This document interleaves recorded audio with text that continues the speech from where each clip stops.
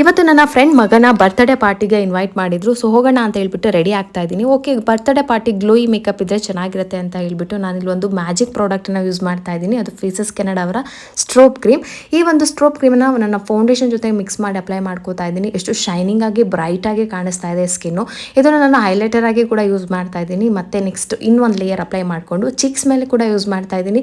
ಇದರಿಂದ ನನ್ನ ಚೀಕ್ಸ್ ತುಂಬ ಪಿಂಕ್ ಆಗಿ ಶೈನಿಂಗ್ ಆಗಿ ಕಾಣುತ್ತೆ. ಹಾಗೆ ಹೈ ಶಾಡೋಗಳ ಜೊತೆಗೂ ಕೂಡ ಯೂಸ್ ಮಾಡ್ಕೋಬಹುದು. ಇದರಲ್ಲಿರುವಂತಹ ಹೈಲೋರಾನಿಕ್ ಆಸಿಡ್ ನಮ್ಮ ಸ್ಕಿನ್ನನ್ನು ತುಂಬ ಚೆನ್ನಾಗಿ ಮಾಯ್ಶ್ಚರ್ ಮಾಡುತ್ತೆ.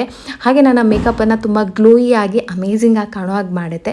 ಈಗ ನಾನು ಡೀಪ್ ನೆಕ್ಕನ್ನು ಯೂಸ್ ಮಾಡಿ ಡೀಪ್ ನೆಕ್ ಡ್ರೆಸ್ ಹಾಕಿರೋದ್ರಿಂದ ಬಾಡಿ ಸ್ವಲ್ಪ ಶೈನಿಂಗ್ ಆಗಿ ಕಾಣಲಿ ಅಂತ ಬಾಡಿ ಲೋಷನ್ ಜೊತೆಗೆ ಸ್ವಲ್ಪ ಸ್ಟ್ರೋಬ್ ಕ್ರೀಮನ್ನು ಮಿಕ್ಸ್ ಮಾಡಿ ಅಪ್ಲೈ ಮಾಡ್ಕೋತಾ ಇದ್ದೀನಿ. ಕೈಯಲ್ಲಿ ನೋಡ್ಬೋದು ನೀವು ಎಷ್ಟು ಶೈನಿಂಗ್ ಆಗಿ ಕಾಣಿಸ್ತಾ ಇದೆ ಅಂತ. ಈ ಒಂದು ಗ್ಲೋಯಿ ಅಮೇಝಿಂಗ್ ಮೇಕಪ್ಪನ್ನು ಒಂದು ಪ್ರಾಡಕ್ಟಿಂದ ರೆಡಿ ಮಾಡಿದ್ದೀನಿ. ಸೊ ಹೇಗೆ ಕಾಣಿಸ್ತಾ ಇದೆ ಅಂತ ಕಮೆಂಟ್ ಮಾಡಿ. ಎಲ್ಲ ಪ್ರಾಡಕ್ಟನ್ನು ಟ್ಯಾಗ್ ಮಾಡಿರ್ತೀನಿ, ಬೇಕಂದರೆ ನೀವು ಚೆಕ್ ಮಾಡ್ಕೊಳ್ಳಿ.